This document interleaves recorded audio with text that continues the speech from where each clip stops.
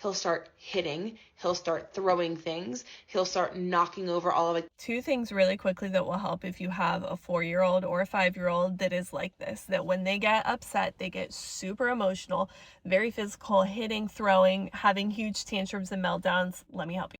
Number one, they're no longer technically a toddler, but their brain still acts very much like a toddler brain, and we have to remember that because the development that helps them have impulse control and emotional regulation skills and the ability to logic and reason through problems doesn't really start until they're around 5 and older. So a 4-year-old very much still has the emotional capacity of a 2 or a 3-year-old. So when they get upset, dysregulated, etc., they are going to switch right into fight or flight mode. That is normal. That is just physically how their brain is working. If we can remember that, then that makes a big difference, and we don't label them as being defiant or aggressive or disobedient or anything like that, because we remember they're not making a logical decision to have these behaviors. It's literally just their brain and their nervous system going into fight or flight survival state.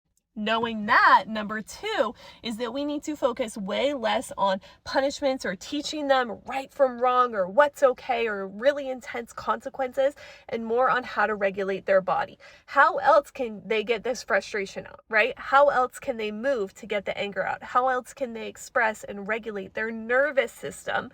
Not just trying to talk them into better behavior.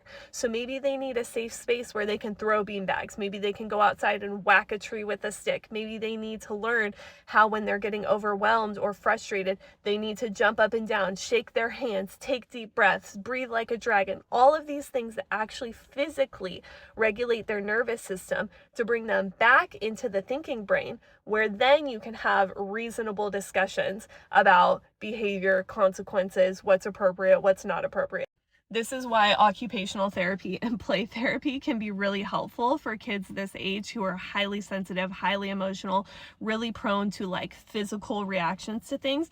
I've had kids like this. I've worked with thousands of parents who've had kids like this. It's actually why I created my Wild Hands Activity Guide, which is an entire guide about regulating your little one's body in moments like this. But when you focus on those two things and you approach this sort of behavior from the lens of those two things, it's going to be way more effective, and it's going to make your life way easier as a parent.